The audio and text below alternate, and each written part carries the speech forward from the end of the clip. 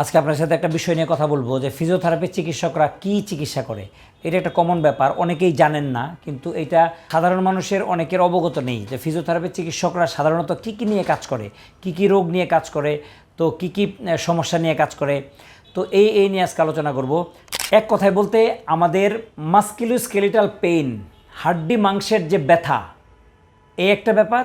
আরেকটা হচ্ছে প্যারালাইসিস হলে, অর্থাৎ ধরেন স্ট্রোক করেছে তারপর আপনার প্যারালাইসিস হয়ে গিয়েছেন, অর্থাৎ যে কোনো ধরনের প্যারালাইসিসের ক্ষেত্রে আপনি ফিজিওথেরাপি চিকিৎসকের কাছে যাবেন। তাহলে দুইটা জিনিস পেলাম, একটা হচ্ছে ব্যথা, মাস্কুলোস্কেলিটাল পেন, হাড্ডি মাংসের ব্যথা, আর একটা হলো প্যারালাইসিস মুখ বাঁকা হয়ে যাওয়া, স্ট্রোক করা, তারপরে জিবিএস, এরকম অনেক কন্ডিশন আছে। আমরা সাধারণত সহজ ভাষায় যদি বলি তাহলে আমরা ফিজিওথেরাপি চিকিৎসকের কাছে যাব মাথা ব্যথা হলে। অনেক গবেষকরাই বলে থাকেন যে মাথা ব্যথার 70% কারণ হলো ঘাড়। তো এটাকে আমরা বলি সার্ভাইকোজেনিক হেডেক। এই জন্য মাথা ব্যথার জন্য আমরা যদি ঘাড়ের চিকিৎসা করি তাহলে মাথা ব্যথা কমে যাবে। আরেকটা ব্যাপার, আমাদের শরীরে ম্যাক্সিমাম পেইনটাই হয় ধরেন 80 to 90 বা 95% পেইন সাধারণত হচ্ছে মেকানিক্যাল পেইন বা আরও বেশি। মেকানিক্যাল পেইন হচ্ছে হাড্ডি মাংসের পেন, আমাদের দীর্ঘদিনের বাজে অভ্যাস, বাজে পোশ্চার, বাজেভাবে বসে থাকা, একই কাজ রিপিটেড করা, এইসব কারণে আমাদের ব্যথাগুলো হয়, সেটা হচ্ছে মেকানিক্যাল পেন। এই মেকানিক্যাল পেইনের ক্ষেত্রে আমাদের এক নাম্বার পছন্দ হলো, এক নাম্বার চয়েস হবে ফিজিওথেরাপি চিকিৎসক। কারণ এটার ক্ষেত্রে ওনারাই আপনাকে সবচেয়ে বেশি হেল্প করতে পারবে, সবচেয়ে বেশি সহযোগিতা করবে, দ্রুত ব্যথাটা কমে আনতে পারবে আফটার একটা ভালো অ্যাসেসমেন্ট, ডায়াগনোসিস এবং প্রবলেম লিস্ট তৈরি করার পরে উনি সুন্দর করে আপনাকে ট্রিটমেন্ট দিতে পারবে। ওকে, তাহলে মাথা ব্যথার পরে আমরা চিন্তা হলো ঘাড় ব্যথা। মাথা ব্যথার পরে আমরা ঘাড় ব্যথা হলো আমরা ফিজিওথেরাপি চিকিৎসকের কাছে যাব। তারপরে হলো শোল্ডার জয়েন্টে ব্যথা, এলবো জয়েন্টে ব্যথা, এই রিস্ট জয়েন্টে ব্যথা, আঙ্গুলে ব্যথা, তারপরে ওই সেম দুই পাশে একই। আর হলো আপনার পিঠে ব্যথা, কোমর ব্যথা, তারপর হিপ জয়েন্টে ব্যথা, তারপর হাঁটুতে ব্যথা, অ্যাঙ্কেল জয়েন্টে ব্যথা, এই তারপর হলো যে কোনো মাসেলে আপনি কোনো কারণে ব্যথা পেয়েছেন, বাড়ি খেয়েছেন, টান লেগেছে, মোচড় লেগেছে, মাসেল পুল করেছে, এটার জন্য আপনি ফিজিওথেরাপি চিকিৎসকের কাছে যাবেন। তারপর আপনি স্পোর্টস ইনজুরি, আপনি খেলতে গিয়ে পড়ে গিয়েছেন, খেলতে গিয়ে একটা ব্যথা পেয়েছেন, চোট পেয়েছেন, হয়েছে, আপনি এটার জন্য স্পোর্টস ফিজিওথেরাপি বলি এটাকে আমরা, এটার জন্য আমরা ফিজিওথেরাপি চিকিৎসকের কাছে যেতে পারেন। আরেকটা ব্যাপার হলো যে কোনো অপারেশনের আগে এবং পরে ফিজিওথেরাপি চিকিৎসা কিন্তু অত্যন্ত গুরুত্বপূর্ণ। আমরা যখন কোথাও পড়ে যাই, ফ্র্যাকচার হয়, বোনসের মধ্যে যখন কোনো ফ্র্যাকচার হয় হাতে বা পায়ে, তারপরে আমরা কি করি, ওজন ফ্র্যাকচার হওয়ার সাথে সাথে আমরা অর্থোপেডিক্সের কাছে যাই। উনি আপনার যদি অপারেশন লাগে অপারেশন করে, বা যদি এক্সটার্নাল ফিক্সেশন করে অর্থাৎ প্লাস্টার বা কিছু করে দেয়, তাহলে আপনার ওই সময়ে ওনার কাছ থেকে আপনি সরাসরি ফিজিওথেরাপিস্টের কাছে চলে যাবেন। উনি আপনাকে আপনার যে মাসেলগুলো আছে, মাসেলগুলো অনেকদিন প্লাস্টার করলে সাধারণত হাড্ডির জন্য প্লাস্টার করা হয়, কারণ বোনসটা যখন রেস্টের মধ্যে থাকে তখন মাসেলগুলোও কিন্তু রেস্টে থাকে। ফলে যখন 45 দিন বা 6 সপ্তাহ 7 সপ্তাহ যখন মাসেলগুলো রেস্টে থাকে তখন মাসেলগুলোর কিন্তু অনেক ক্ষতি হয়ে যায়, কারণ তার ফাংশনিং কাজটা থাকে না।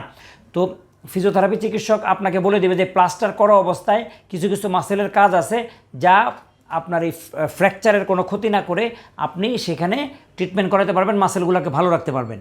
তো এই ক্ষেত্রেও ফিজিওথেরাপির ইম্পর্টেন্ট ভূমিকা। আরেকটা ব্যাপার হলো প্লাস্টার খোলার সাথে সাথে আপনি চিকিৎসকের কাছে যাবেন, অর্থাৎ আপনার হাড্ডিটা জোড়া লেগে গেছে, এখন আপনার প্লাস্টার খুলেছেন, এখন ওখানে কিছু সেকেন্ডারি কমপ্লিকেশন তৈরি হয়, অর্থাৎ মাসেল শুকায় যায়, কোথাও কোথাও ফুলা থাকে, কোথাও কোথাও আপনি মুভ করতে পারেন না, মাসেল পাওয়ার কমে যায়, ব্যালেন্স পান না, দাঁড়াইতে পারেন না, ভর দিতে পারেন না, বা হাতে হলে ওই হাতে কাজ করতে পারেন না, হাত মেলতে পারেন না, খুলতে পারেন না, পায়ের ক্ষেত্রেও তাই। আর জয়েন্ট পুরোটা খুলতে পারেন না, বন্ধ করতে পারেন না, মানে ফ্লেকশনের এক্সটেনশন করতে পারেন না, অর্থাৎ জয়েন্টের মুভমেন্ট নাই, মাসেলের ফাংশন নাই। তো এগুলোর জন্য আপনি সাথে সাথে ফিজিওথেরাপি চিকিৎসকের কাছে চলে যাবেন। ফিজিওথেরাপি এমন একটা চিকিৎসা যেটা সারা বিশ্বে এবং বাংলাদেশে এবং WHO স্বীকৃত, সম্পূর্ণ সায়েন্টিফিক, গবেষণালব্ধ, বিশ্ব স্বাস্থ্য সংস্থা অনুমোদিত, প্রায় সারা বিশ্বের সব দেশেই একটা স্বীকৃত চিকিৎসা। ফিজিওথেরাপি চিকিৎসক একমাত্র হাড্ডি এবং মাংস নিয়ে কাজ করে, বিশেষ করে শুধু জয়েন্ট এবং মাংস। হাড্ডির সার্জারি লাগলে অর্থোপেডিক্স, উনি সার্জারি করবেন, অর্থোপেডিক সার্জনরা, কিন্তু আপনার মাসেলের ব্যথা, জয়েন্টের ব্যথা, এগুলোর জন্য ফিজিওথেরাপি চিকিৎসক কাজ করে। মাসেল শুকায় গেছে এটার জন্য। তো এই জন্য বললাম যে প্লাস্টার খোলার পরে আপনি ফিজিওথেরাপি চিকিৎসকের সাথে যত দ্রুত সম্ভব যোগাযোগ করুন, তা না হলে আপনার জয়েন্টটা ওই অবস্থায় শক্ত হয়ে যাবে, আপনি আর পুরোপুরি খুলতে পারবেন না অথবা বন্ধ করতে পারবেন না। এই জন্য এটা দিয়ে দেরি করা ঠিক না।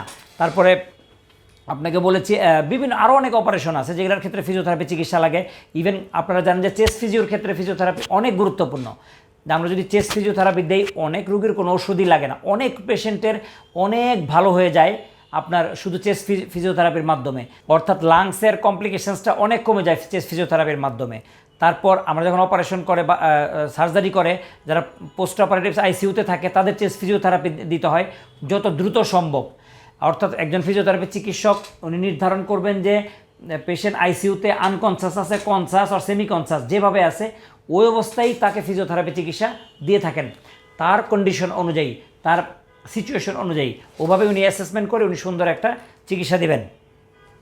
প্যারালাইসিসের ক্ষেত্রে একই কথা, আপনি যখন কোনো স্ট্রোক করবেন বা অনেকের যে মুখ বাঁকা হয়ে যায়, হাত পা প্যারালাইসিস হয়ে যায়, সেই ক্ষেত্রে কি যত দ্রুত সম্ভব আপনি যখন জরুরি চিকিৎসা যেটা আছে মেডিকেলি স্টেবল বলি আমরা এটা, যখন আপনি মেডিকেলি স্টেবল হবেন তখন আপনি যত দ্রুত সম্ভব ফিজিওথেরাপি চিকিৎসকের শরণাপন্ন হন। উনি আপনাকে যত আর্লি চিকিৎসা শুরু করবে আপনি তত দ্রুত ইমপ্রুভ করতে পারবেন। যেমন আমরা মুখ বাঁকা হয়ে যাওয়া বেলস পালসির ক্ষেত্রে বলি যে আমরা 4 সপ্তাহ 6 সপ্তাহের মধ্যে এটা ভালো হয়ে যায়, কিন্তু ফিজিওথেরাপি না নিলে অনেক সময় প্রবলেম থেকে যায়।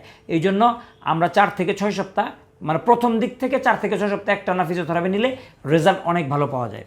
আরও অনেক কন্ডিশন আছে যেখানে ফিজিওথেরাপি লাগে, যেমন জন্মের পর অনেক শিশু প্রতিবন্ধী হয় বা অনেক সমস্যা নিয়ে জন্মায়, বা পা বাঁকা, হাত বাঁকা, চলতে ফিরতে দাঁড়াইতে পারে না, বসতে পারে না, হাঁটতে পারে না, নানান কমপ্লিকেশনস। এই যে এখানে ট্রডিগলিস হয়, ঘাড় বাঁকা থাকে, অনেকের আর্টস পালসি হয়, হাত হয়ে থাকে। তারপর আপনার আরও অনেক কন্ডিশন আছে যা ফিজিওথেরাপি যত তাড়াতাড়ি শুরু করবেন তত তাড়াতাড়ি আপনি সুস্থ হবেন।